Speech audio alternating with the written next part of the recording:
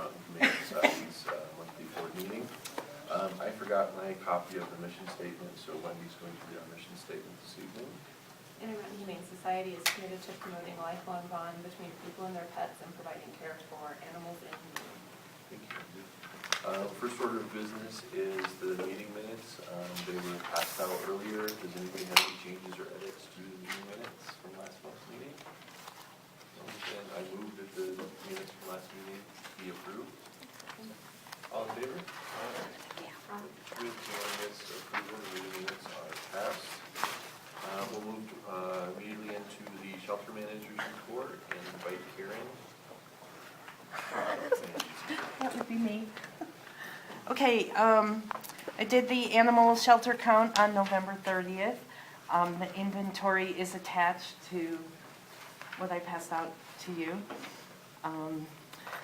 We are now using Animal Shelter Manager for all current intakes and adoptions are done through ASM. There's still a backlog of some of the animals that were adopted like in the last couple of months aren't actually in ASM. They're in terms of they have an entry and an exit but no details, which we need to catch up on since we're going to use that system, and we do get a lot of phone calls and stuff asking about previous animals or look up microchip numbers and stuff, so we need to get that fully updated. We had 14 dogs / puppies adopted in October. In November? November. All of those should say November. There's 16. Not all of them were adopted in November. We still had some in December. So, one dog was returned to owner. We had 9 cats and or kittens adopted in November from the shelter. 5 adopted from PetSmart Petco, and 1 cat returned to owner. Again, we didn't go to the DMAS. We didn't get any cats or kittens from DMAS in November. We were on the schedule but didn't receive any. The MDSA meeting was on December 8th. We did not attend, but I've attached minutes of the meeting to the report. Their next meeting is in February.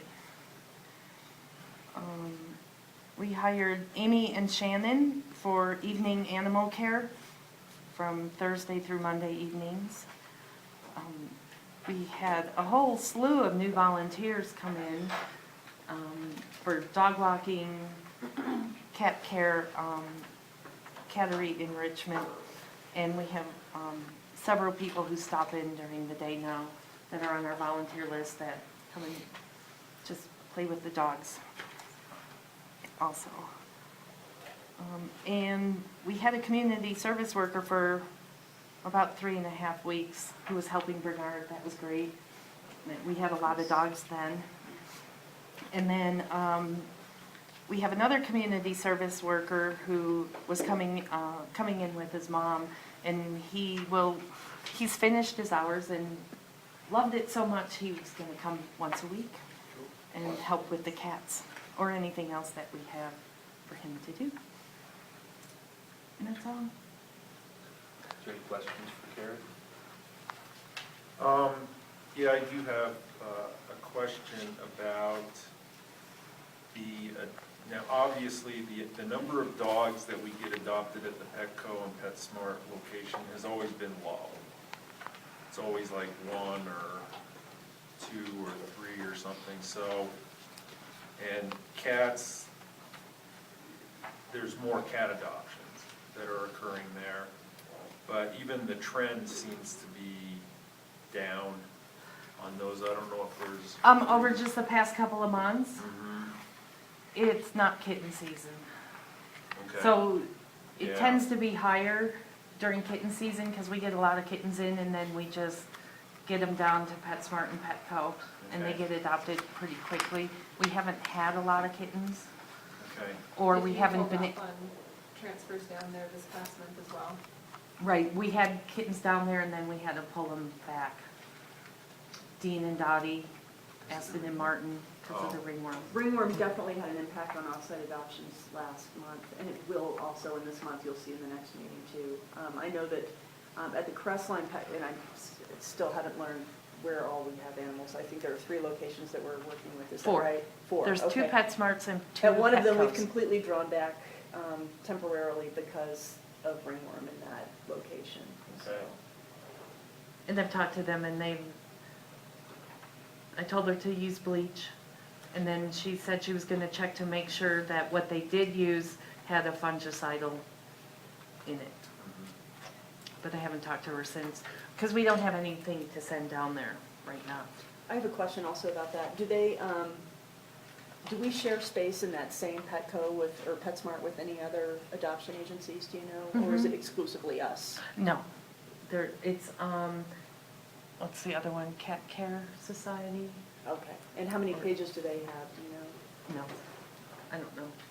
They're So- individual, they have individual cages, and then they have the ones that they can open up into, 2 cages into one. Okay. And then, Petco has individual cages within a room that the cats that get along can roam free.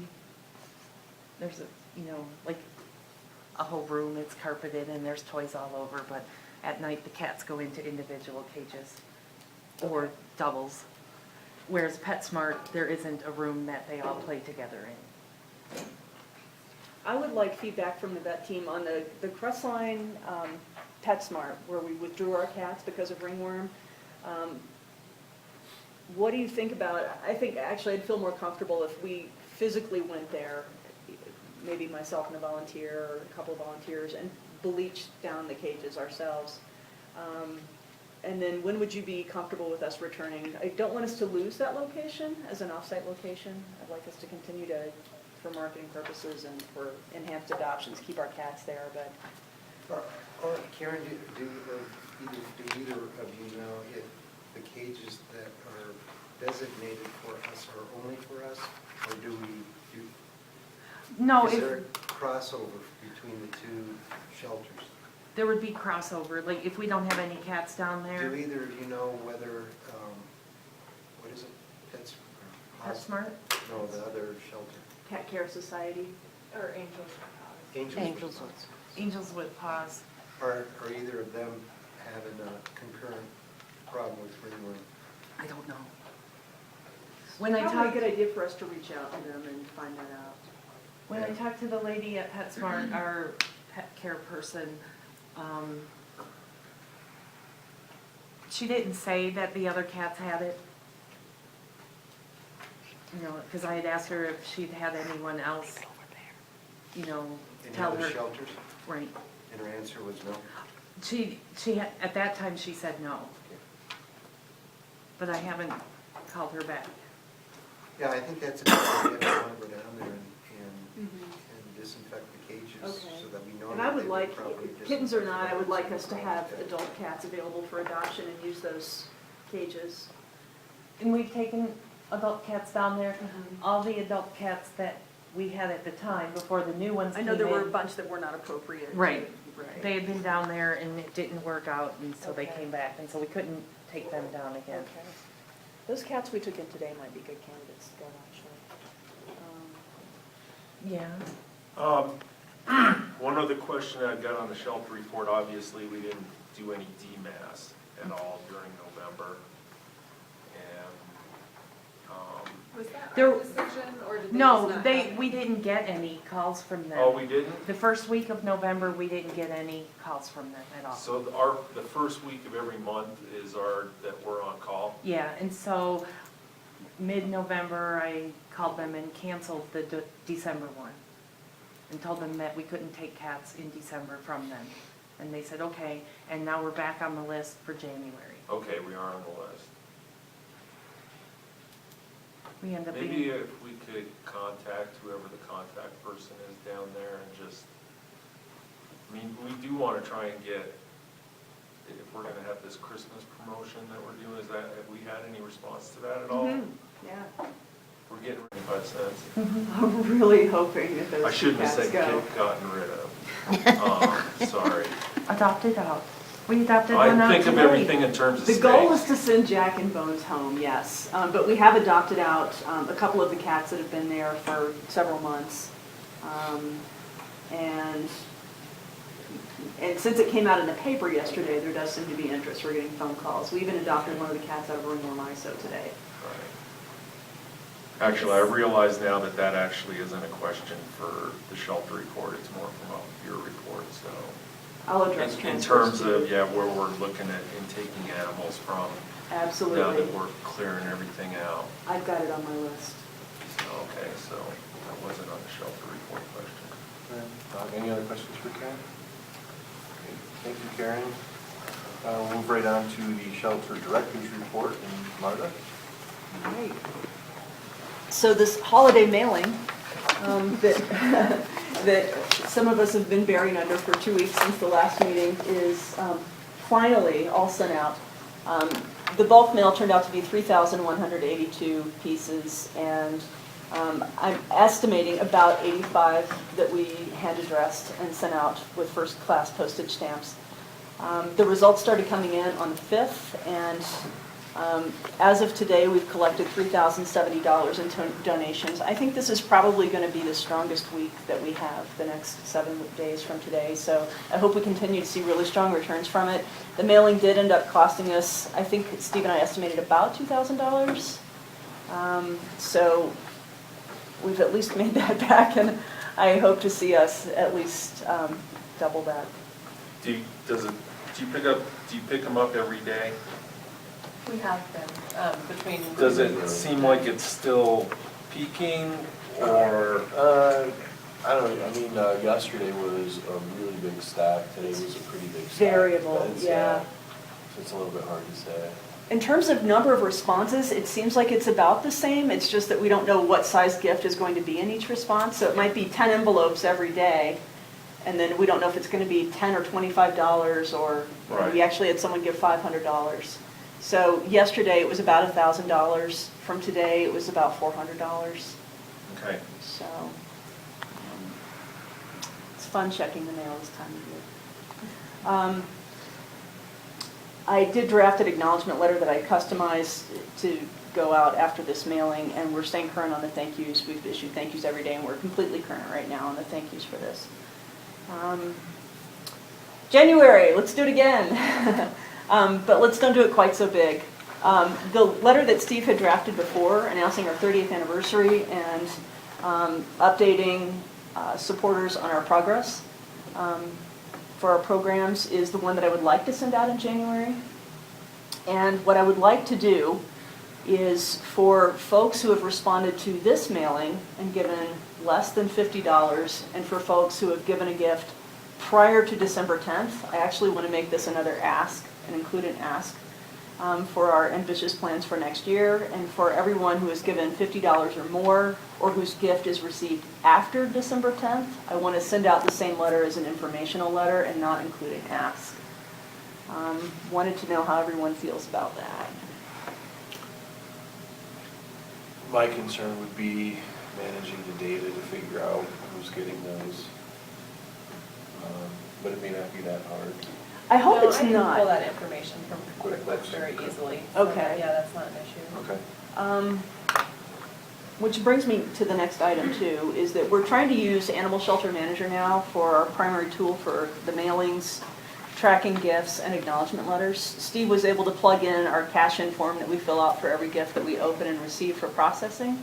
And he also plugged in the thank you letters so that it uploads all of the person's information automatically when we enter the gift. It all shows up there. We can just immediately print it, which has really streamlined the process a lot. I think that if we find that we can get the data that we need in order to make these determinations, like for the next mailing, in terms of who we want to send it to, as an ask versus a no ask, that Animal Shelter Manager could be very, very useful in tracking gifts, which is something that we're just now starting to use it for. Donation Cam program. I met with Deb a couple of weeks ago, and we were regularly getting reports back from the one volunteer who was monitoring the cans in Conifer, and we knew what locations those cans were at. However, with the Bailey cans, the volunteer had sort of dropped off this year. We didn't have any record of receiving any of the money back from her this year. I called her, and she did bring the money in on Tuesday. We've established a plan for her to come every 3 weeks now and bring the money in. And we do have all the locations now where those are. The lady who runs Pure Hair Salon, Shauna, also took a can to keep at Pure Hair Salon. Cage sponsorship. Since the last board meeting, we got a visitor who came into the shelter and wanted to renew a sponsorship in memory of his wife. His name was Dante Longo. His wife was Patricia. And we were a little confused at first because we couldn't find any record of the sponsorship that he had paid for before, or that his daughter had paid for. Wendy was able to find it in our database, and he was particularly concerned because he had submitted some photographs of his wife with animals for us to make a cage sign, and he was very understanding when we explained to him the renovation that the shelter had to go through at the beginning of the year, and that those paper signs were taken down so that we could properly sanitize the shelter, and that's why it wasn't on display when he came in. Since we found that, and we need to move on getting a sign up, he wanted to sponsor a cat colony cage in her honor. And Steve, I wasn't aware that you were making those yourself. I thought you were having them made. But that's something that I would like to invite him to come and look at before the end of December, if we're able to do it that fast. So. What was his wife's name again? Dante? Patricia Longo. His name's Dante Longo. Very nice older man. Communication that went around a couple of weeks back about a tile sponsorship program for the clinic upstairs. And I'm kind of late getting into the discussion on this. I think originally someone had made a suggestion that we name one of the rooms upstairs after one of the more significant donors. And then Mitch, you had brought up about the tile sponsorship program. I don't know if we want to table this discussion for next time, but I would like to know if the tile sponsorship program is what we want to go with, and if so, how we want to promote it. Obviously, we'll want to put it on the website. I don't know if any more thought has been given to a tile sponsorship or not, or if we want to do name recognition by naming rooms after significant donors upstairs. Well, if we do anything at all, what I would like to see happen is, tiles. You could use one of the walls in the surgery suite area. And obviously, the first two would be Dr. Johnson and Phelps. So we would start in the middle, maybe of one of the walls, and just put them up at the top there. And then, I was thinking that if you could engrave the tiles somehow with your equipment, as far as Are you thinking like ceramic, or what type of product are you thinking? like what they have down at Foothills Animal Shelter, they have these little bricks, I guess you would call it but it has a smooth surface on it, so I guess it's a tile. I'm not sure if they're doing sand. I'd have to look and I see. mean, we could find out what the material is, but. Are they actual like tiles that get grouted in? Yeah. Or are they And it- like a metal plate that gets attached to a tile? No, like they grouted in, Okay. obviously not one at a time, I guess it would probably be easier to do a section of them, but, I'm not sure the surgery room would be the best place for it.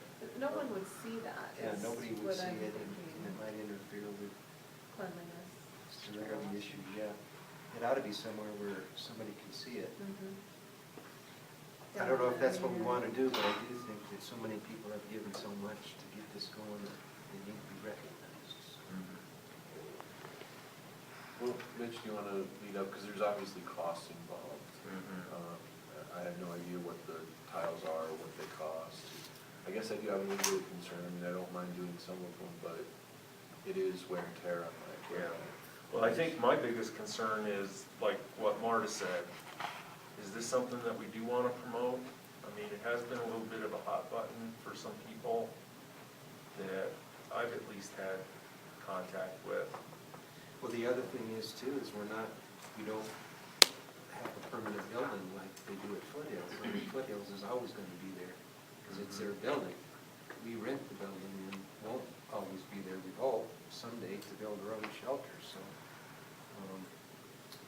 I would say that if we think that a new facility is somewhere in our 5-year plan, that this could be something that we want to hold off for doing until we have a building that we own. Yeah, maybe we could do something. Although, Or couldn't we do With- like pictures with little plaques in them? You know, something that you could take with, that you could well, display the it. point is and- still valid that people won't see it. I mean, Well, unless. we could hang that in the shelter downstairs or We could. outside We could do some the kind of tree door. of life thing in the shelter. In the lobby It's area, mobile and, there is space on that one wall, just Mhm. as you walk in. yep. And then, those cages don't go all the way to the top, They right? don't go all the way to the So top, and are you there's- thinking of the small wall that's between the bank of cat cages and the office? Mhm. That, it's actually I think it's got a clock on it. no, that's off on the other side. I'm thinking the rolling bank of cages and the office doorway, that might be the ideal space. We have a retail rack.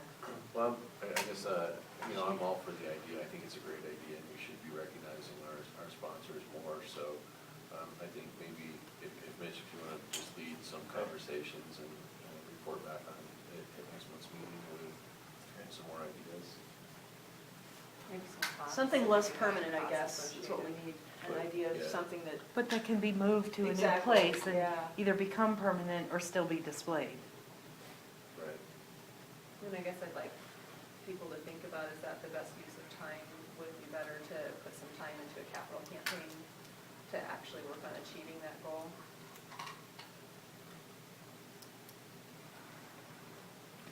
Yeah, I mean, the tiles would probably be reserved for anything $125 and over, You know, we have a volunteer who does ceramic work. Has offered to make frames and What's the stuff. name? Her name Yes. is Krista Hines.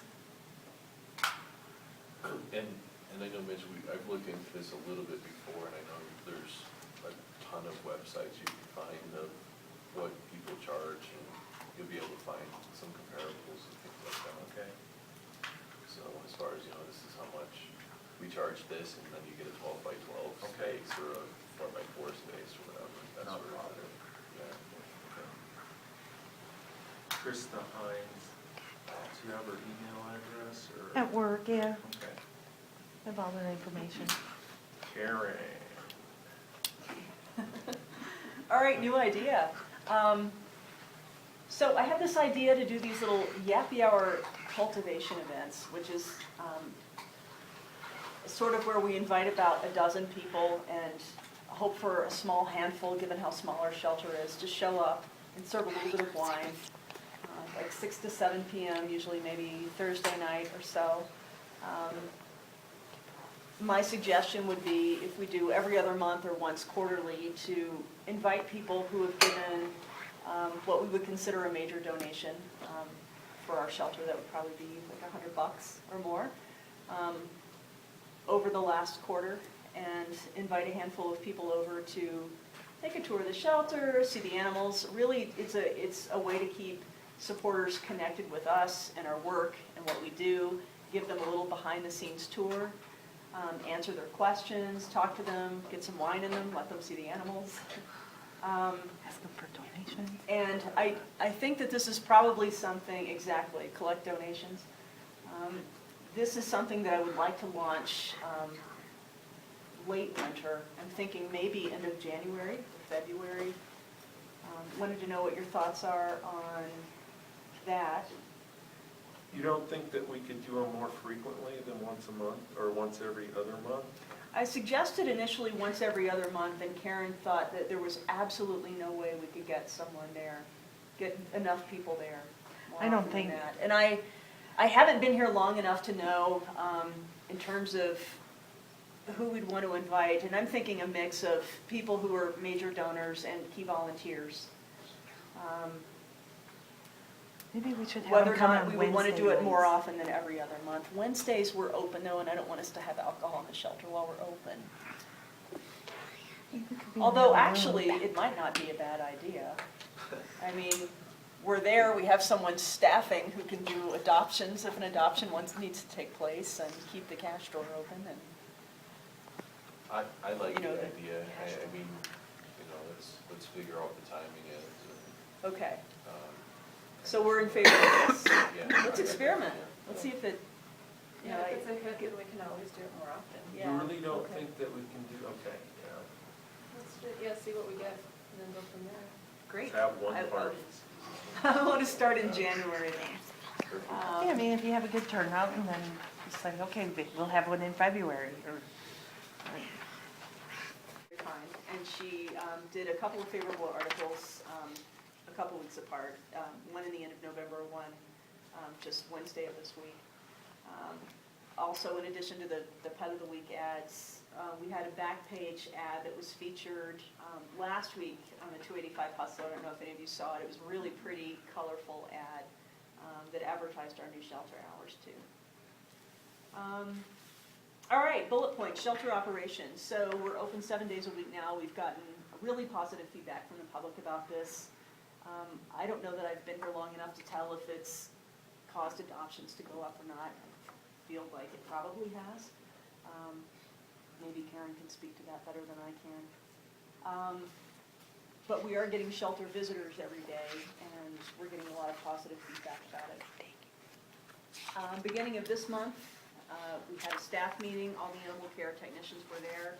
They all got written job descriptions, so we're 1/3 of the way through that now, because Karen and I need one. And everyone got a written performance standard for animal care. Someone at one point had drafted something called the kennel and cattery cleaning instructions, and it was a really kind of a detailed guideline for duties that should be done in the shelter every day and in order that they should be done. And I revised that a bit. I made it a little bit more detailed, and it was a really good model to go from. And we had the staff sign their job descriptions and the more detailed animal care and cleaning instructions, and there's a copy in everybody's personnel file now.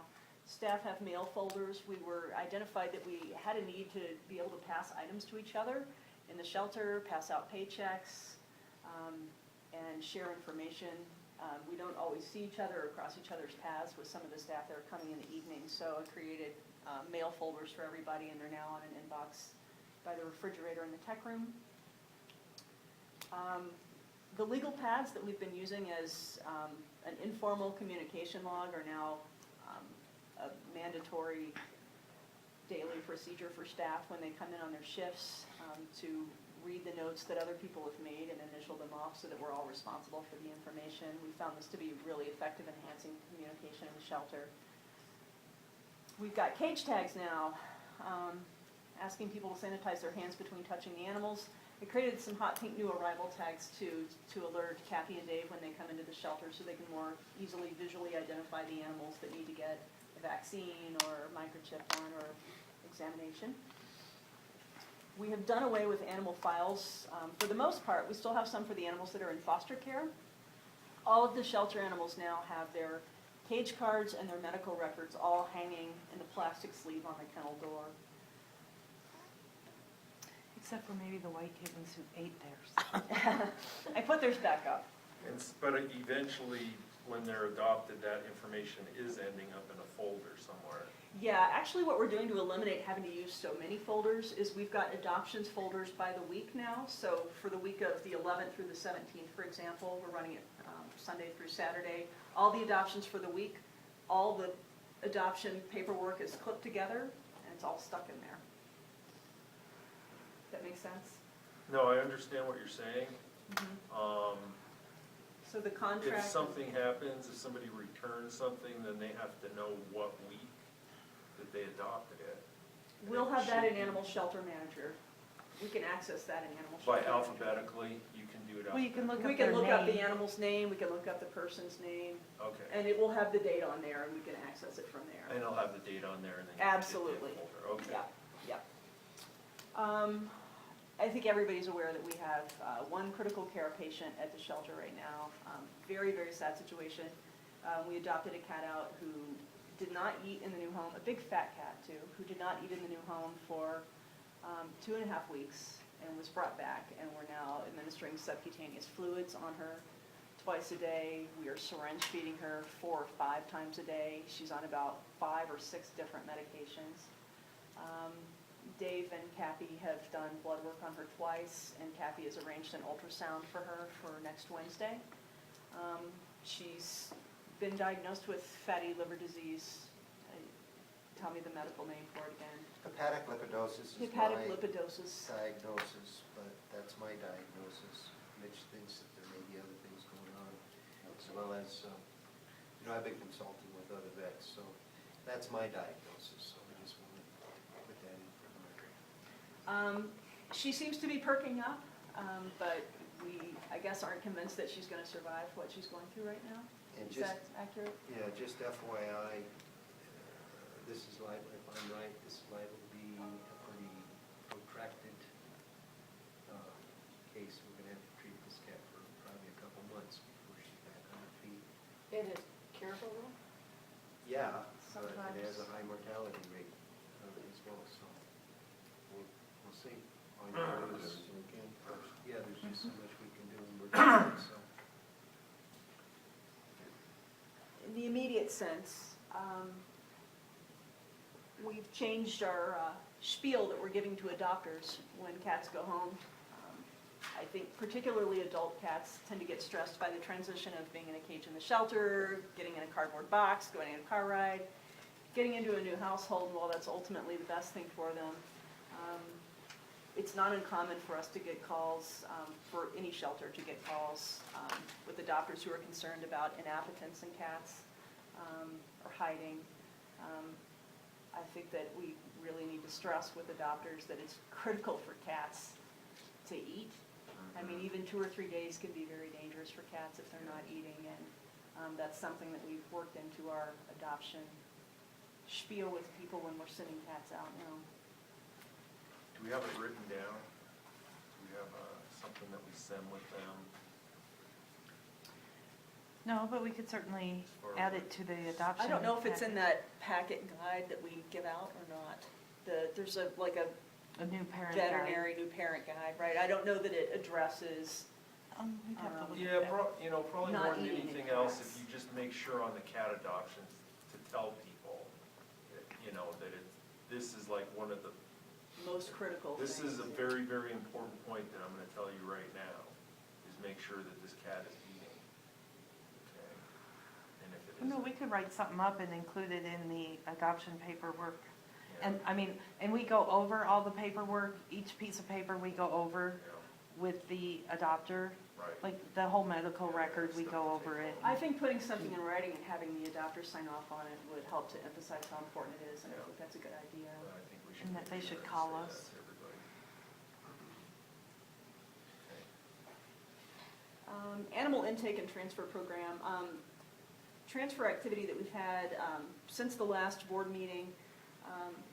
Do we consider dogs that we take from Park County Animal Control's transfers?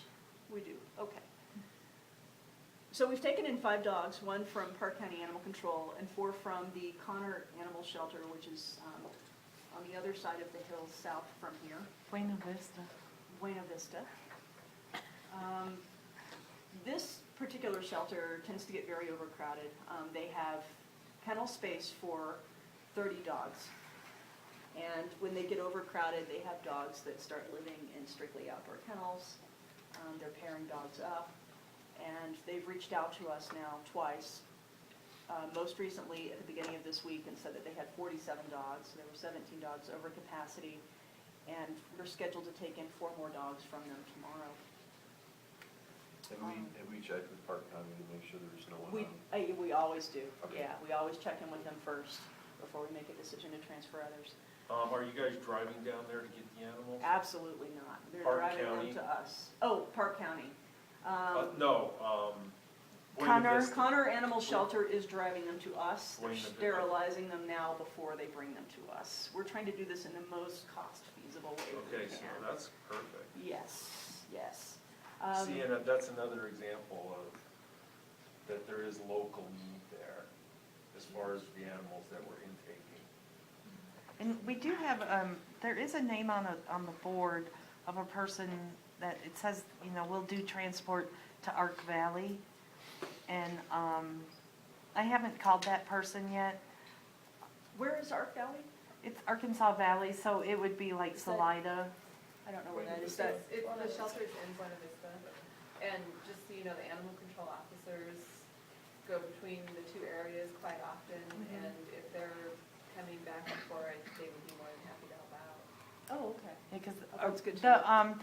and I said it wrong before, the Connor Animal Shelter is in Monte Vista, not Buena Okay. Vista. Yeah, Monte Vista. So it's, Which is a little Far. closer. No. oh, it's It took way the guy about south. 4 hours to drive here last It's like time. Durango. No, it's Pagosa Springs. We need a damn map. The guy It's who closer to drives, Alamosa, but actually, it's not. Oh, wow. he that looks is at the far. Great Sand Dunes. His house sits and he faces the Great Sand Dunes, so, Is that still Park County? No. no. Oh, no, it's way north. Okay. It's just a really overcrowded shelter. It's an that- overcrowded in shelter, an and they serve, underpopulated area. as I recall, they serve 2 different counties. Their jurisdiction covers 2 different counties, and it's very challenging for them to adopt their dogs out at the rate that they take them in, so. I think they're in Rio Grande County. I'm not sure. We also accepted 3 cats from a shelter in Kansas today. This lady was operating sort of an independent animal shelter in west central Kansas called Silent Angels, and she had her son helping her for a long time. She got overloaded with cats, had about 20 dogs and 90 cats or something like that. The son stopped helping, he moved away, the lady became suicidal. This shelter sent out an SOS to all the shelters in our area of Colorado with a desperate plea for everyone to step in and help. Dumb Friends League stepped forward and took some dogs off their hands, and we told them on a space available basis we wouldn't mind helping with cats, but to bring us sterilized cats who are healthy and social, and please right now no black cats. And they brought us 3 really nice cats today. And And they're they're all medical. sterilized? They're all sterilized. They came with veterinary records. They were signed off interstate health certificates by a veterinarian. So far, I feel really good about this transfer. They referenced also, and I can't remember who it was, maybe it was Foothills, another shelter that had accepted cats from them a couple of months back, who's now doing a second transfer for them as well. So, helping to get this lady's numbers down so that she can move out of the sheltering business, because it sounds like she's unstable and not capable of caring for them anymore. Yeah, Mhm. that's basically what it sounded like to me too, and that's sort of what the cats smelled like when they came in. Mitch had asked me to talk about priority for animal intake. I think we're probably all on the same page with this too. When we have requests from the local community for animals who do sound like they're adoptable and would be candidates for adoption at our shelter, that is our #1 priority, is owner surrenders and strays from our own community. I know that strays from Park County and Jefferson County need to go to the local animal control shelter. We've had a couple of situations now where we've had someone swing the animal by in an emergency. I'm on my way to work, I don't have time to take them to the other shelter, and before the end of the day, we've been able to find the owner and RTO them and collect an RTO fee for them. So, and for cats, it's not required that they go to animal control, is that right? You can accept stray cats? Okay. Second priority on a space available basis beyond our own community would be needy shelters or rescue agencies in the greater Denver area.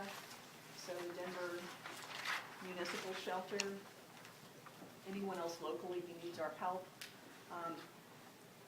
Beyond that, non-local shelters and rescues in Colorado, and then on a space available basis, agencies from out of state that are needy. Does anybody have any questions about the transfer program or the priority for animal intake? I think we're all share a sense of priority about that. That's the way I see it.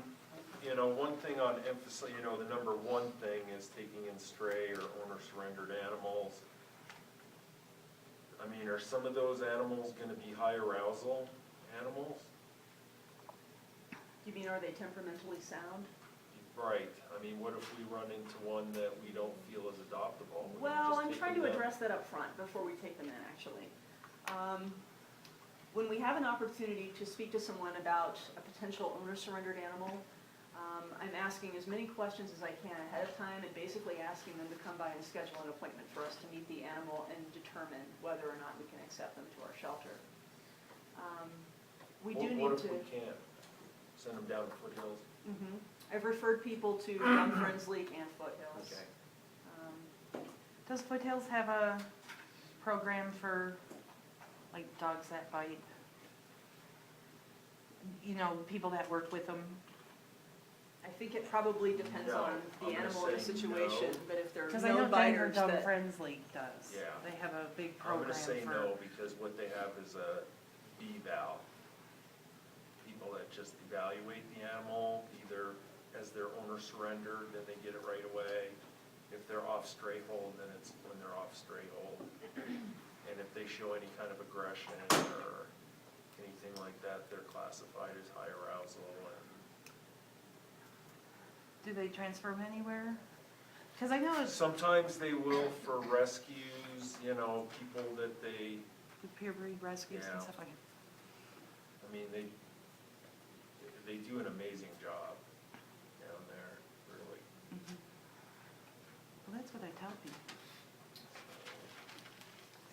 I would say that the closest thing to questionable behavior that we've accepted actually was a return to shelter that came in this week. There was a dog who had been adopted out, I think a month and a half maybe before I got here. Her name was Crawler in the shelter. She's a Chow Chow mix. Adopted by a woman who is elderly and mild personality. And the dog got real comfortable in the home environment after several weeks and started to kind of take this lady over and try on different dominant behaviors with her. When she didn't want to come inside, she'd lay down. If the lady went to reach for her, she was snarling at the woman. Didn't bite. But you could tell by the sequence in which this happened and how long the dog had been in the home that the dog was one of those very bossy, dominant dogs who needs a really firm leader. And I feel like this is a dog who we can probably find the right home for, and the information that was provided to us when she was returned to the shelter will help us to implement a plan for dealing with her in the shelter to help set her up for success in a new home and more appropriately screen a home for her next time. So we have her on a no free lunch program right now in the shelter with very specific instructions for the staff and the volunteers to, smart dog, she knows how to sit, she knows how to down. If she just doesn't want to do something though, apparently she tries to throw her weight around and, you know, I don't wanna. We actually have some adoptive interest in her now, and there's someone coming this weekend to meet her who And they know all is this already. absolutely aware. My question for you, with a situation like this, where there was lip curling and snarling that happened in a previous home, I'm inclined to think maybe we should waiver that behavior. Are there children? In the new home? Other animals? They have another dog. We wouldn't place her in a home They with need to, children. It when they wouldn't be come up and appropriate take at a all. look, they need to bring that dog with them. Okay, they just submitted their application, I guess I was walking out the door, so I need to review it in the morning. Yeah, but they should bring their dog with them. And we'll Yeah, they should verify. definitely bring their dog with them. And given the behavior challenges that Karen discussed with them on the phone, if they had kids and they still wanted to adopt, I'd be concerned about their judgment, so. But she's not appropriate for a home with kids. And she may, I don't think she has kids.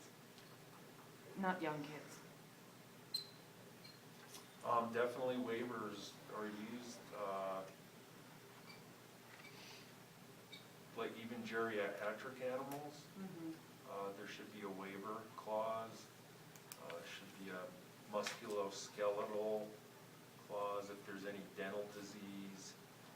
I mean, I can get that information from what we're using. I can give you the exact waivers and what's written on there, Okay. so. We do have a senior dog that went into a foster home today, kind of on an adoption tryout basis, and it's that 12-year-old Minton. It's just had a definitely his dental. golden years. Okay, Mitch also had asked me to speak to adoption fees. The first item I wanted to mention was for the cat adoption sale, especially since it came out in the paper yesterday. We've gotten favorable response from people. When I wrote this morning, primarily we heard from people who wanted kittens, who were looking at kittens on the website, but we've actually had a few families who called or came in today who are interested in adult cats, and it's resulted mostly in adult cat adoptions up to this point, so that's been pretty good. I am proposing changes to the adoption fees, and what I would like to do is base the fees on animal popularity as opposed to the resources that we put into each individual animal. And I researched adoption fees from the Evergreen Animal Protective League, Foothills Animal Shelter, and the Denver Dumb Friends League, and Animal Rescue of the Rockies. On the dog fee schedule, I'm actually proposing that we increase puppy fees just a bit to $225 right now. We're adopting out puppies at $200, unless by some miracle they come in already sterilized, in which case they're $125, which I don't know has ever happened. Adult dogs, I would like us to just to adopt out all adult dogs for $125. Right now, we're sending out dogs for $125 if they come to us already sterilized, $200 if we put spay-neuter into them. Senior dogs, I propose $70 as an adoption fee for senior dogs, which I think is reasonable. Any dog that we consider a really highly popular dog that we can collect more money for, I think we should shamelessly ask for. And that helps to pay for all the other animals who are in our care who are less popular for longer. Same thing with cats. Our kitten adoption fees, I think I'm proposing an increase on kittens too. Am I? Yes, By $25. This is comparable to what the other shelters are charging for kittens. Most of them are charging between $100 and $120 for kittens. Adult cats, this is where I'm proposing that we lower adoption fees. Most of the other shelters are charging between $70 and $75 for adult cats. Foothills Animal Shelter, Dumb Friends League, and Animal Rescue of the Rockies have all been doing $5 cats lately. I know the Dumb Friends League, because of their challenges with the volume of animals they take in, has been doing it since the summertime. They've continued to waive adoption fees through the end of the year. I think promotions may sometimes be necessary, but I think that in order for us to compete better, for local people to come to us to adopt cats, it would be reasonable for us to lower our cat adoption fees a bit and see if we can't start moving cats a little bit faster by providing an edge over EAPL. What does everyone think about adult cats for $60? Again, the other shelters typically are offering them $70, $75. So if we were doing what the other shelters are doing, we would be doing $70, $75.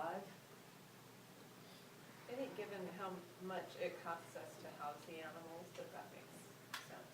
$70, $75? Yeah. Okay. Housing the animals is very expensive for us. It's not just the food, it's the labor. That's what takes people the longest. You know, our kennel techs, that's what takes them the longest to clean. And I'm hoping that we'll house individual animals for a shorter period of time, obviously, by doing this, but the more we can turn over cage space, the more animals we can help with our services. But I'd also like to see if it will make a difference with people in our community are not choosing us right now as their primary source of pet acquisition for cats. That's become very clear to me just in a month.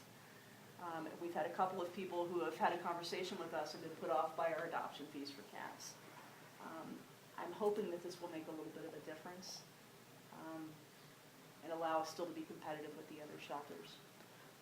I do have one comment, is kittens that we take down to PetSmart, Petco, or even adult cats, we've always made them the same price as everyone else is asking for them, to make them competitive down there. Really? And we do Oh, get. I Now, didn't know this. kittens, we've always done $100 at PetSmart, Petco, but the adult cats, we've usually done 60, I think. Because that's what other shelters that are down there at the same time were doing. And we do get additional money from PetSmart charities, not certain about Petco, but it almost makes up the. It makes up the difference difference. in adoption fee, yeah. We get like $25 per And animal. they have special times of year. So where are you get more. suggesting that we continue to lower adoption fees if they go off-site for kittens? If we're, I would say. if we we're need sharing to stay space with another competitive down there. agency that charges 80 or, everybody charges $100 for kittens anyway, that we. Yeah, we were charging offer the 100 for same kittens, fee. but the adult Okay. cats, we were lowering the price on to make them the same as whoever they were being, sitting next to. Does that include the microchip, or is there an addition? Microchip's always included. Yeah, the microchip is included So the microchip would be included in all of these adoption regardless fees. of whether it's being done down there or at the shelter? I thought we had a separate microchip fee. We Oh, subtracted, That's an internal thing in Yeah. QuickBooks that they started years ago, and we just haven't changed it because it would make the books look odd. Okay. It really is not broken down. It's included in every adoption. Okay. Well, I definitely think we want to remain competitive at PetSmart, and I don't think we I can agree. charge more up here than we would for them at PetSmart. So it seems like we need to keep the $100 fee. That would be my, We need I some don't know secret that we've shoppers ever to go run down. into people who go down and price the animals down at PetSmart, though. I don't really see that there being a way of anyone knowing that we have animals at would- PetSmart. and we currently do kittens for 100. Mhm. So you're we actually. currently do any cat that we spay neuter for 100. Whether it's a 9-year-old cat that comes in, I'm sorry, because we do have a senior fee right now. Okay, a 6-year-old cat. Yeah, So 6 you're years just and go- over is you're 80. Saying that we're going from charging 100 for a kitten to 125, and you're just saying that's the adoption fee? Yeah. Okay, Most other What- shelters around here charge between 100 and 125. right. I don't think people are gonna drive out of their way to save 25 So bucks. what on I it. would suggest is to keep the adoption fee at $100 and to charge a microchip fee. Just on kittens? Well, I didn't want to get into this until you're Well, completely. you're gonna get people then that don't want their animal microchipped. Right. They'll want to waive that. I agree that it should just be a package deal. All of our animals are sterilized, vaccinated, dewormed, blood tested as appropriate, and microchipped. Okay. Could we do a buy-two program? Well, yeah, we We're run always specials. willing to do This is that, just gonna be a yeah. general. Yeah, this is just a general fee schedule, but we're always open to, when beneficial to the animals, doing things like that. I guess I would leave it to the more experienced people then. I mean, if you feel that the 125, and I'll defer to Wendy, Karen and Marta, if the 125 isn't gonna hurt. Why don't we compromise and say 115? Well, and you're going to know if there's an issue with that, because you're gonna have people walking out the door, and then we Right. can make Mhm. adjustments. That's People what I want was just gonna kittens, say. and No they're harm willing in to come in trying. and pay for That's what I was kittens. just gonna Yeah. say. If the kitten is truly a kitten and not a half-grown cat, that's the difference to people. Yeah. Everyone who's seen Dean and Dottie on the website, everybody wants Dean and Dottie until they come to the shelter and see that they're 4.5 months old. Except for the people today. Except for the one person today, God bless that person. So my And we question- offered a BOGO on Dottie. But my question is the VIP category gonna be predefined, or is it? No, But tomorrow, if we get in a Persian or Himalayan litter of kittens, $175 each, whatever we think we can get. Okay. You know, I don't want to set a fee that's so high that it's going to hold an animal back from adoption. But by Right. God, I want us to collect every penny we can. And if we have a litter of Okay. Great Pyrenees puppies, you know, that So- we know we can get $300 a piece for, it's Right. going to pay for, I just wanna, we're running a little long here, we've only got through less than half, so. okay. Does anybody have any major issues with trying Marta's new proposed fee schedule? No. I'd like to see you try it and then report back. Great. Okay. We've signed up 5 new volunteers since the last meeting. We're planning an appreciation party. If anyone wants to come over to my house and drink next week to talk about it, we can. Sorry to. That's all right. And special for Barbara Ford. And I would propose that we have like a Humanitarian of the Year award that we present at our general membership meeting. And maybe she would be the first one that we would do it for. I just think that, She does a lot to promote animal welfare in our community. Yeah, okay, so. absolutely, I can make a motion for that. The other thing is the job descriptions that you talked about. Yes. Would you, if you already haven't done it, would you put them on Google Docs? On our Yes. Google documents? Absolutely. And then, I'll just talk to you about Noel. Okay. And that was it, that was all I had. Okay, do we have any other questions for Marta?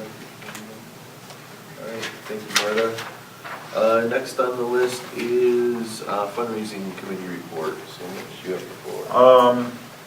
Try not to take too long. I mean, we haven't had a meeting or anything like that. Basically, what I'm trying to do is to establish an email list of people that are interested in helping or have helped in the past. And so I've run into a dead end, basically, with that. I mean, I've sent an email to all of the volunteers at the thrift store, you know, thanking them for what they do there. I don't know how involved, I don't know those people. I don't know if they help us with the other outside fundraising. Natalie does. So, So Joyce. the old fundraising committee was pretty small, and I okay, could give you emails for everyone who. okay. And, okay, so I need, you know, as many names as whatever people can give me as far as, you know, actually helping with the events and stuff. So I don't know any of those people at all. Okay. But, and I had a question mark about Sharon, that I remember somebody, was it Cheryl or somebody said that she was still interested in, She'll help based on the event and what time she has available for that okay, event. so is it Yeah, she didn't want okay? to sit on the committee. So it's okay if I go ahead and contact her and try and include her Yep. and everything? I don't think she wanted to be on the committee where she's getting emails all the time. She But- said she would keep an eye on the newsletter and just let us know if there was one she wanted to volunteer for or something. Oh, okay. Because she's sitting on the board for AEB as well. Okay. So as far as, so I mean, I haven't, and I know that you're interested in helping and Kathy is, and maybe that's the first places to start, but basically it's late enough now. I mean, we have to plan for next year, so I just had some basic thoughts and ideas just to let everybody know real quick as to what I was thinking. Again, I think I already mentioned that I think we should have smaller fundraisers that we put more time into. And that the silent auctions really, from my perspective, I haven't been with the organization very long. That seems to be what's successful, is those. And I don't think that there's any limit. I mean, if you decide to have 3 or 4 a year, people aren't going to get bored if you have different venues and different themes. And we also can promote the items more than we already are to generate excitement. So what I was looking at, as far as just tentative schedule of events that I'm going to be working towards, the first thing would be a silent auction at Ravens the week before Easter or around Easter time. One of the things that I thought about was this, and I'm sorry, I really was out of touch with this last silent auction. Was that at Ravens? No, that was right next to the Angry Llama. Okay. The one that I remember that we did at Ravens, I've been thinking about it. The setup is wrong. all of those items shouldn't be stuffed into that back small area. There should be tables around. It was what we were given. That's what we were given. Oh, okay. Yeah. That's So- why they decided Ravens was too small for that one this year. Right. That's why they looked for a different space this year. Okay, so I might talk to the owner and see, because I mean, that seems like that was beneficial to them as well as their business. And she gave Because- us a part of the proceeds too, that she got that day. Okay, yeah, so Victoria was really I'll nice. go down and talk to, I just think that that's a good location if we can, you know, it's been successful in the past. You I'll might put it want to there. try 3 margaritas too. Okay, And Aspen Peak, right? He does that one fundraiser thing a year, Yeah. and you get to, we were That's his beneficiaries of thing. it, Okay. yeah, because he was being approached by so many nonprofits wanting to do I that. mean, Victoria may be open to having things spread around, because she's done other events where there have been tables spread around. When she did her metaphysical fair, you know, there was a guy in the corner doing back massages, and Jessie from Mountain Books was at a different place, and some Luna's Mandala was at another table, and they weren't stuffed in the back.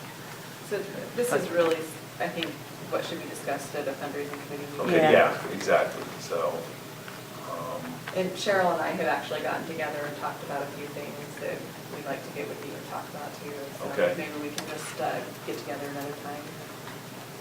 okay, that sounds good. All right, any questions for Mitch? All right, thank you, Mitch. Moving on, Matt was unable to attend, so he's sick. Grant writing committee report. I guess I'll just give one update, which is we did get the Bates Family Foundation and the Martha Bates, Mary Elizabeth. Mary Elizabeth Bates, grants that came in. They were $3,000 each, for a total of $6,000. They came in just a few days ago. So that was good. I don't have any other information about grants. Do we know what those were to fund? They're for spay neuter is what their emphasis is on.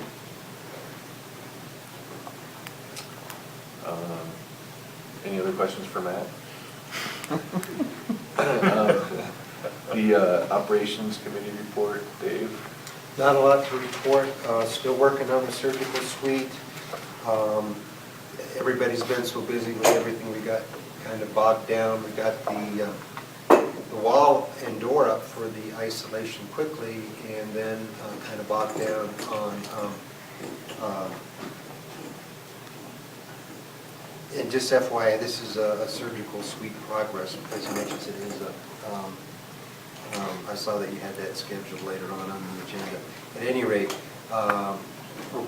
everything's going well. We're ready to start doing spays and neuters, but we got to get the walls up first. We're in a construction zone. Yeah. Surgery suite in a construction zone. So Bernard did a fantastic job on the isolation room. There was a report that somebody was unhappy with the way it's set up as far as the isolation being next door to the surgical suite. But it's intake, not isolation. Intake, well, whatever you want to call it. And I can clarify on that a little bit. We received a call from a Department of Agriculture representative who had gotten a call from someone expressing concerns regarding the surgery suite and the intake room. I've spoken to her a couple of times.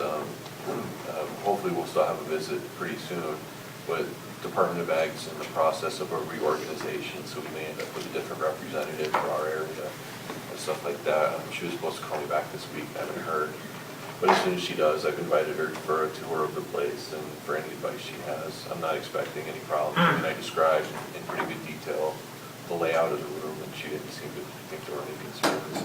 Well, I think it's actually a good thing because we want to make sure that we're compliant with PACFA regulations. Right. And so I was planning, once we got everything done, to kind of come and have them come and do an inspection anyway.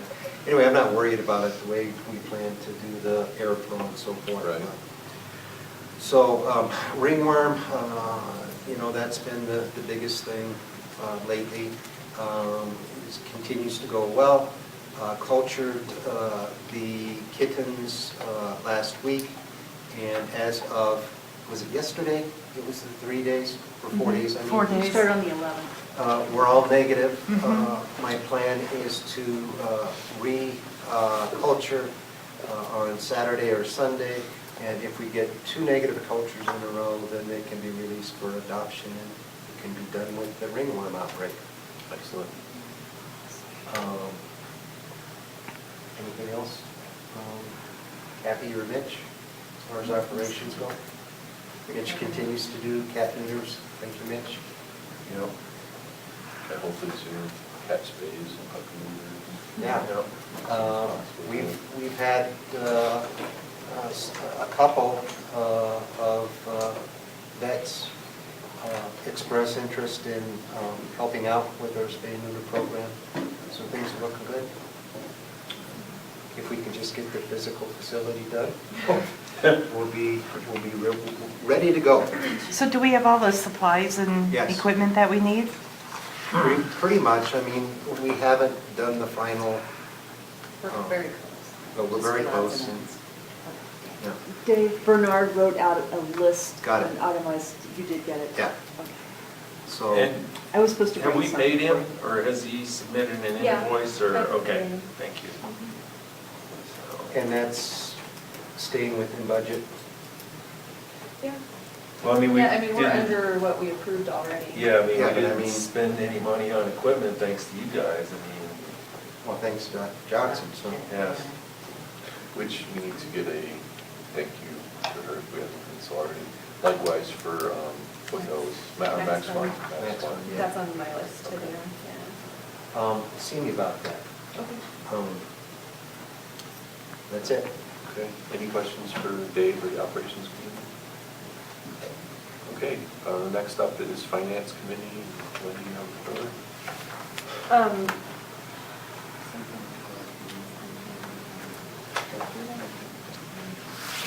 Let's do it. Well, everyone has this report. Can you give this report now? Oh, yeah, that's fine. Okay. All right, so I think everybody has a copy of the financial report I put together here. The first page, I just put together some notes that kind of describe what you're looking at on the following pages. The P&L with the previous year comps. Our grants are down as of November 30th for this year, although we did get in that $6,000 last week. So we'll be on par with last year. There's a huge difference though between where the money's coming from.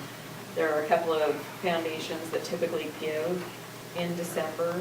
So I sent that information to Matt to make sure that we do have applications in with them, and just to make sure that we don't need to follow up ourselves. We did get turned down by one foundation. And as I look back historically, it looks like they get so many applications in that it looks like they try to rotate who they're giving their money to, because we get money from them pretty much every other year. And this year, the letter did just state that essentially they didn't have enough money to go around. So I expect that we'll probably be able to get money from them next year. So you see a huge decrease in donation income, and most of that is accounted for from one donor who donated $16,200 last year towards the new shelter fund. So really, in terms of just general donations that the shelter brings in each year, we're pretty close to on par as well with last year. The shelter program fees are lower due to fewer adoptions for the year. Is that attributed to, I'm sorry, the There were- ringworm in the beginning? Yeah, there were very few Okay. adoptions for the first Okay. couple of months. Yeah. Thrift store profit has increased by 14% over last year. And then I am trying to describe here, I'm not sure how well it's going to do. The net fundraising income for 2010 is just over 49,000, and for 2011, just over 56,000. And when you're looking at the report, you see the fundraising income, and you have to deduct out the gift cards from the cost of goods sold below, and that's how I'm coming up with that net figure. So the net fundraising has increased, is what I'm saying. And the associated expenses have been reduced just in the last half of this year, leaving the overall profit for this year about $2,000 over where we were last year. And we're continuing on with that reduction in fundraising expenses. So I expect that we'll continue to see higher profits with our fundraisers. The lower vet service program income is also due to fewer adoptions. And our investments have just lost a little bit less this year than they did last year. The lower animal service expenses are again due to fewer animals processed. The G&A reduction that you see there, I wanted to point out, G&A costs had actually increased significantly for the first half of 2011, and we've decreased it by 20% over these past 5 months. So that's giving us a 4.2% decrease for the year, but most of that's attributable to this large decrease that we made since May.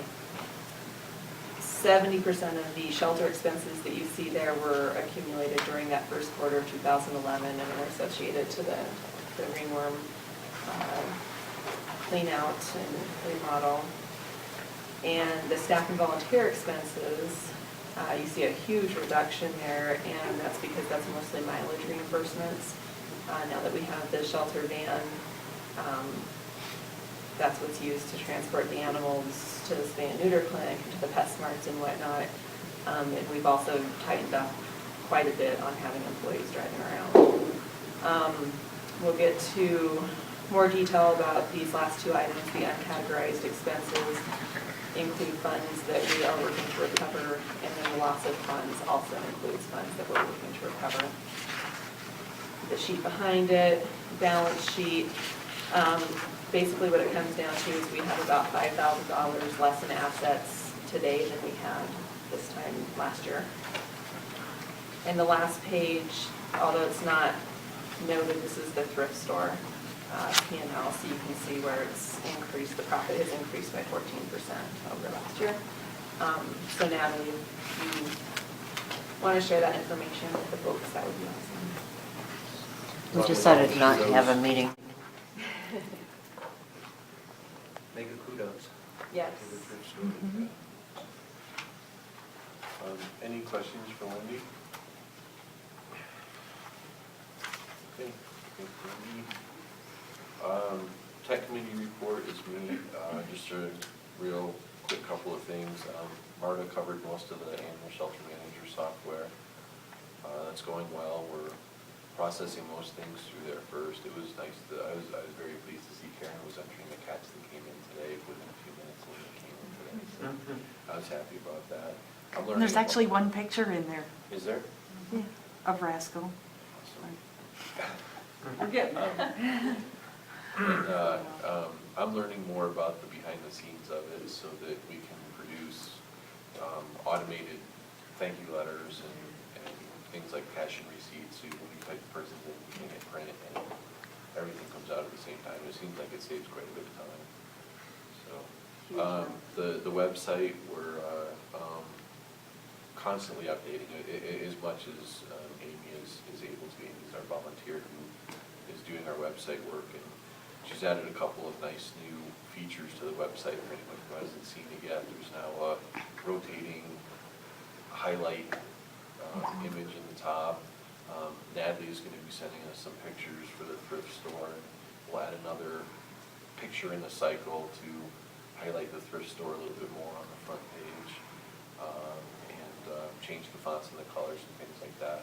We're also working to get more details, news and information on it as we can, as we finish up the mission and vision stuff that we'll be working on a little bit. We'll get that out there. So it's looking pretty good. Any questions for the tech committee? All right. Open business. The first thing we're going to cover is the legal updates. Yeah, I'm going to go ahead and hand those out.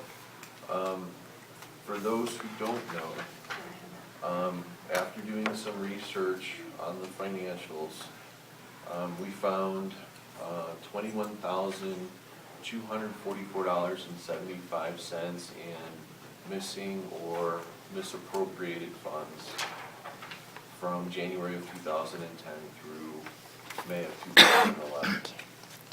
They're attributed to three separate areas.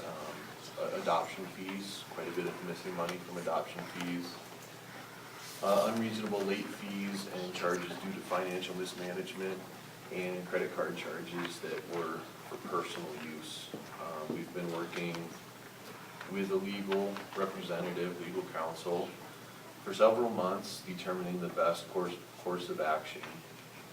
The board did make a motion earlier this month based on the legal advice to move forward with three things.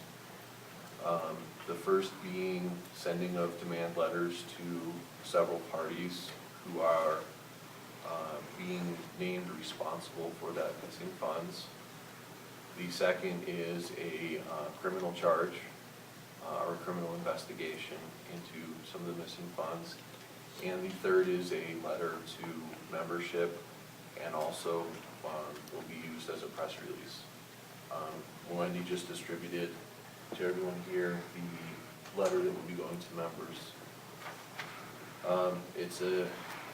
It's a very sad situation, and we will be doing everything that we can reasonably to recover the missing funds. Because it's an ongoing criminal investigation, there's not a whole lot of details that we can personally release or speak about.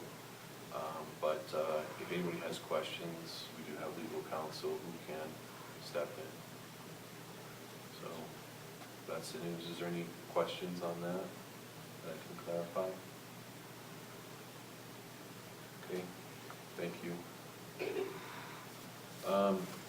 Sweet progress, we already covered, so we're going to do that. And the appeal letter update, Marta covered quite nicely, so we're good. Moving on to new business. The board's been working on mission and vision statements, improvements over the last several months. And Cheryl, I'll let you take the floor, kind of do the discussion. Do you want to take just a quick break first? I'm okay with that. Let's go ahead and take a 5-minute final break.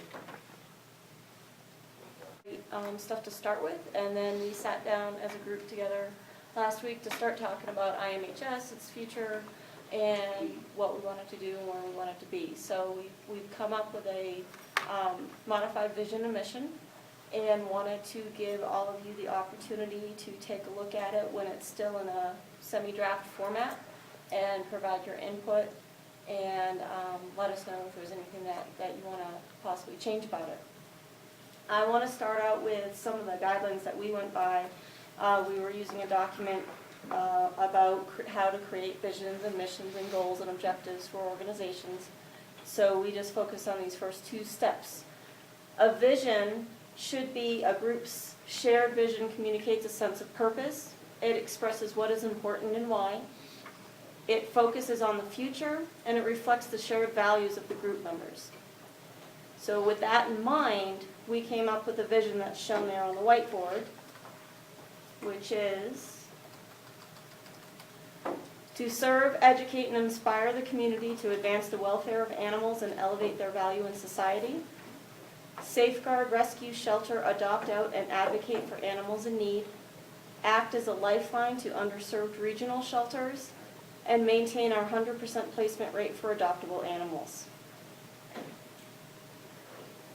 And I open any questions. Anyone want to talk about what we've come up with so far? I like it. I like it too. I would think that We most should- shelters yeah. are pretty along the same lines as far as what the whole objective of the shelters is. Cool, this will make life easy. I have one thing to add. The one thing that I really felt was lacking after I reflected on it was that I felt like it was important that we do add something in there about reducing cat and dog overpopulation and spelling it out in those terms. I know that it's implicit in the first bullet point and the second one, but because in my mind, the number one cause of animal suffering is just the sheer numbers and the overbreeding of cats and dogs. I felt like I wanted to propose that we add reduce cat and dog overpopulation through spay neuter to the vision statement. Do you want me to write that on board? Can you repeat that one more time, please, Mark? Reduce cat and dog overpopulation through spay neuter.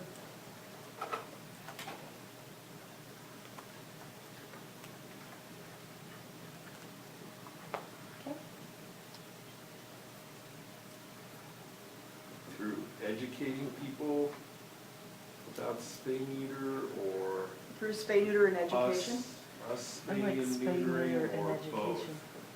I originally had spay neuter and education, and then I left the sentence as educate on the first. But yeah, reduce cat and dog overpopulation through spay neuter and education. Are you comfortable with that? Okay, spay neuter and education.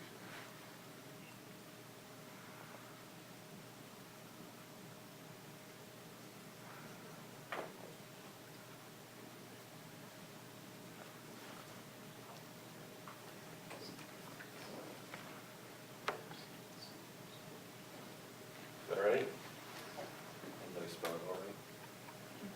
I did hear if you didn't. And I think we need a comma. Oh, no. Spend the meeting a half hour on a comma. Semicolon. Thank you. For those who weren't there, Sorry, we Cheryl. had I have we no had a- commas in my version, and mine's gonna be posted, so. We had a long conversation about the use of the Oxford comma when we were first talking about these. That's why that's why Dave's being wrong. Sorry. That's right. None of it has a comma. Okay, anything else Oh, yeah, that it does. you guys wanna add to the vision? Anything else that we wanna make sure we're promoting, expressing what's important, focusing on the future? I like that extra thing, even though it's kind of implicit in all of the above, I think it's good that we spell it out.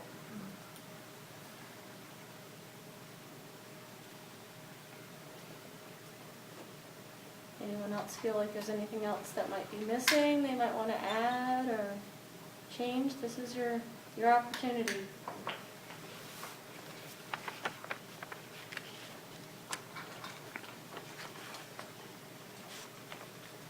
Okay, I'm gonna move on to mission then. So the mission statement, we follow the same approach. Typically when working on strategic goals for an organization, you start with creating the shared vision and then you develop a mission statement based on that. The mission statement becomes a tool to communicate the group's purpose to others.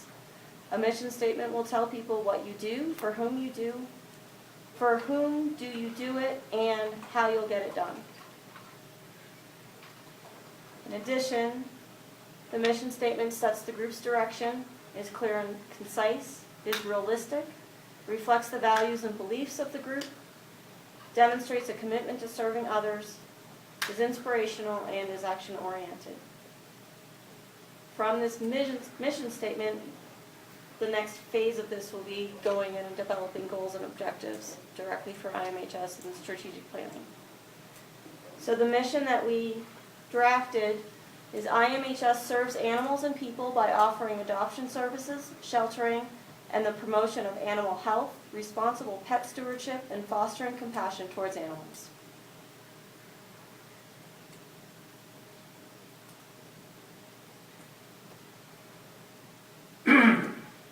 You know, you talk so specifically about adoption services, which is extremely important, obviously.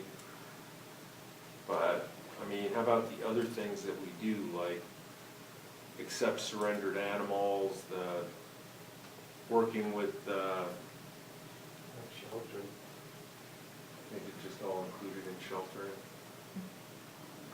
And we had, it was much wordier originally, and we narrowed it down so it wasn't quite so much a mouthful, because it seemed to get a little bit cumbersome even. And, How about if we say shelter services?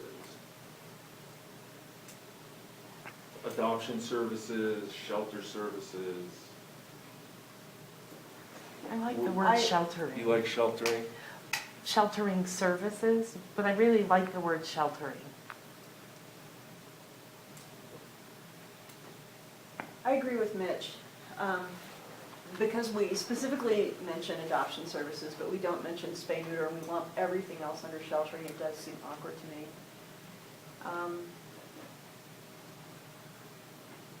I would suggest shelter programs or shelter services, and eliminate adoption services and let that be included. so get rid of the word shelter. How about humane shelter services?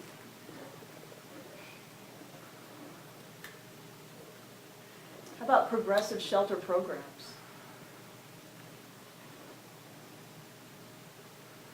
Progressive shelter program says fostering, volunteering, adoption, spay neuter, anything that a progressive shelter would offer. Is our audience going to understand that? Yeah, I mean, you want to have specific words in there that people understand, like adoption. And that's my question, is do they understand what sheltering means? You know, that we're not referring to just putting a roof over their head, Cages, yeah. that we're a part of a network of other humane societies. I mean, humane society is what people recognize. They know what humane societies do, because when they need to surrender an animal, they go to a humane society, I mean, or their neighbor does, or a friend, or somebody that they know. Yeah, as far as that's concerned, adoption services is included in sheltering, progressive sheltering services. We could just say humane services. But like I said, at the same time, I do like a specific word being in there, like adoption, particularly that word, because I think that's the main thing that we are striving towards, or that's the main purpose that we serve. I mean, every single animal that we adopt out would be dead. So what about like humane care? So adoption services, humane care, and the promotion of. What about education? Promotion of animal health. Because when I adopted a dog, and a cat, I got tons of information in terms of what to know to introduce them to pets already in the home, how to litter box train, how to house train. And those are all good things, you know, things that people kind of need when they get an animal, so it's sort of an education service. That comes under responsible pet stewardship. Right. Promotion of animal health and responsible pet stewardship, and sheltering, really. But if people don't know what we mean by sheltering, and if we don't feel like it's inclusive enough of all of the important components that we offer, then I think that we should alter that. Could we put offering shelter services which include but are not limited to, and then list the things that people want to make sure included in that? Or would that be too lengthy? It seems kind of wordy for a mission statement. Yeah, it's supposed to be concise. Yeah. So what is the concern that, Mitch, do you think people will understand what we mean by sheltering? Yeah, that's the main, Well, that's the understand main or word. It's not a big enough umbrella. That's the main word.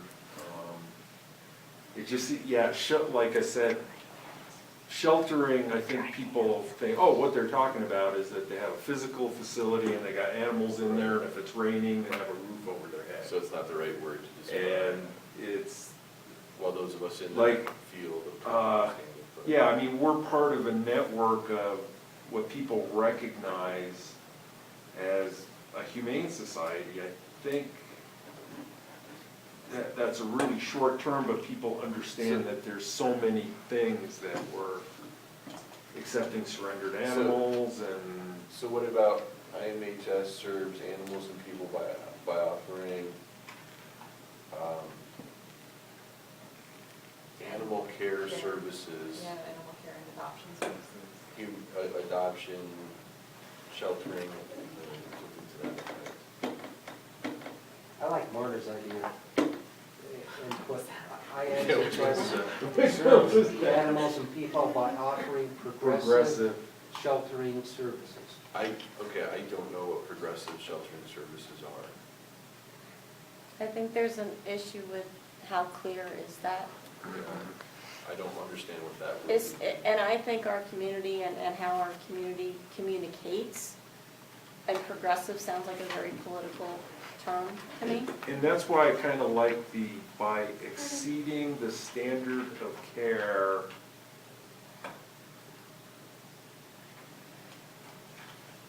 Exceeding the standard of care. Can we break this up into 2 sentences? Or how about IMHS serves animals, people, and other shelters? I mean, you are kind of serving other shelters by taking in overcrowded animals and having that network, like you said. So is collaboration the piece that's missing, do you think, or? That is a pretty good part, like, what we're doing.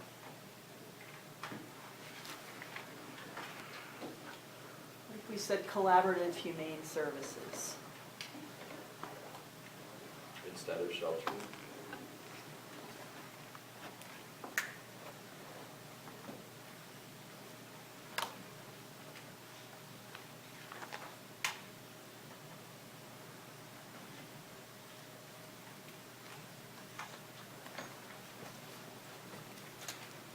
I write even worse on a whiteboard. Collective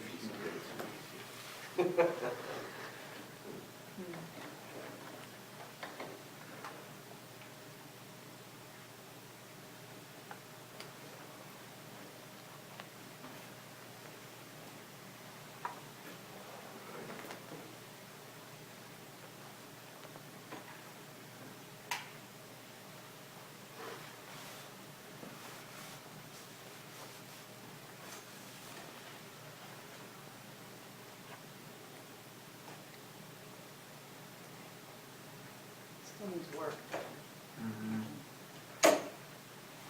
I was almost thinking now, We say serves animals services and 3 times people in one sentence. by participating in the regional shelter alliance. Somehow or another bring that concept in there that, Remember, it's our mission. yeah. Yeah, we want something a little more broad. I think we're getting awfully specific for working with the mission statement. We will have specific goals Okay, that will And follow upon objectives. this. right. Right, so the goal may be the tighter ingrain ourselves with the Metro Denver Shelter Alliance Right. or, Right. that sort of thing. And then all of our policies and procedures are in line with every step above it. Because, and I'm gonna go back to what we were using when we were developing these in the first place. It tells people what we do, for whom we do it, and how we'll get it done. And then, once this is created, we'll use this as our base for establishing strategic goals for the organization, and then the objectives that are related to those goals. What if we say something like, IMHS serves animals and people by offering programs that promote animal health, responsible pet stewardship, and fostering compassion towards animals?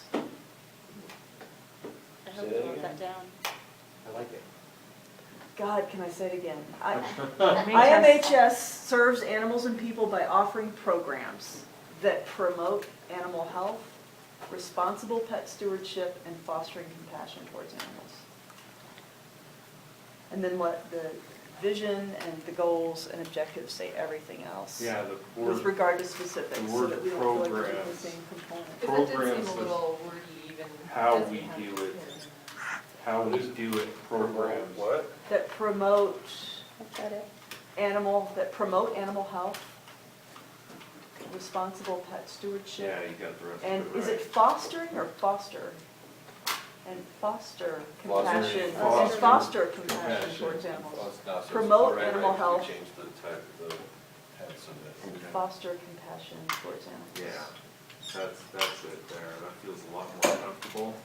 Foster. Foster. Foster. Oh, that's- Oh. that's too- Come on, You felt the need to add something, to Forrest. take something away.